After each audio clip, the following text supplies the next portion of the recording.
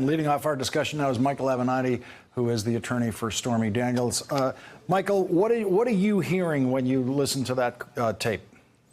Well, I'm hearing two criminal co-conspirators conspiring on making a payment, and I'm hearing Michael Cohen being the sycophant that he is for the president, for Mr. Trump. You know, I saw this interview that Lanny just gave over at CNN. You know, I believe Lanny's a very good lawyer.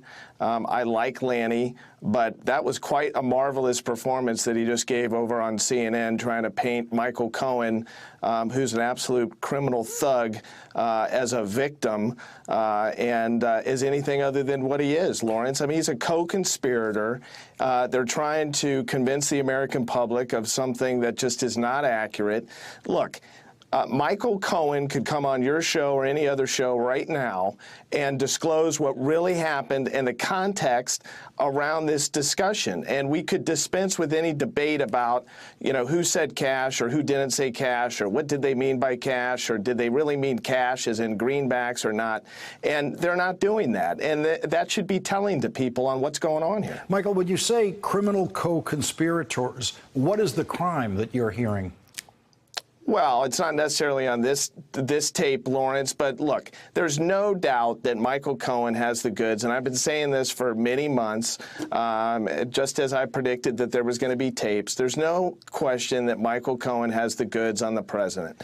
And instead of coming clean and disclosing that information in full and being open and honest with the American people, he continues to hedge his bets. And, you know, they sprinkle out this morsel, this 1 minute tape. There's multiple tapes. There's over a dozen tapes, Lawrence, to be clear, okay? There's over a dozen. They could come clean and disclose what they know, and they're not doing that. Lanny Davis is trying to curry favor with the American people while at the same time holding out hope that somehow Donald Trump is going to appear in the middle of this very dark forest and lead Michael Cohen to salvation.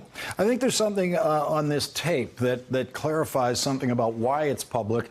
There's been some discussion prior to us hearing this tape that Donald Trump strangely did not claim attorney-client privilege, just waived attorney-client privilege for this kind of recording. But there is no attorney-client privilege if third parties are in the room. And Donald Trump asks for a Coca-Cola at a certain point. Someone could have walked in the room and served him that. That breaks the attorney-client privilege. And it sounds, we hear another voice in the room at the beginning of the Michael Cohen conversation with Donald Trump. And so this conversation might never have been protected by the privilege.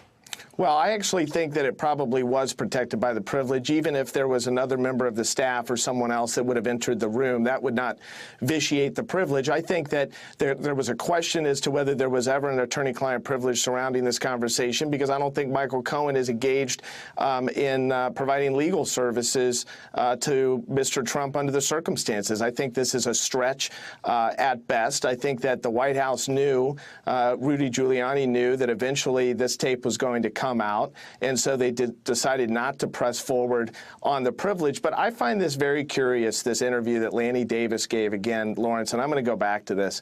You know, my BS detector is off the chart right now as to what's going on here. Michael Cohen could have issued a written statement even if he didn't want to go on television about what happened here. Where are the rest of the tapes? Where's the rest of the evidence? You don't get to claim love of country and being a patriot unless you do the right thing, and he's not doing the right thing. What do you think that Lanny Davis, acting tonight as Michael Cohen's lawyer and releasing this audio, what do you think Lanny Davis is trying to accomplish? I think he's trying to push the reset button relating to his client's reputation among the American people. I think he's trying to paint his client as a victim and as a guy that's adverse to President Trump and who really was just along for the ride and wasn't at the center of this. And I mean, Lawrence, that's laughable. I mean, did you hear the comments from Michael Cohen telling the president what a great poll he had?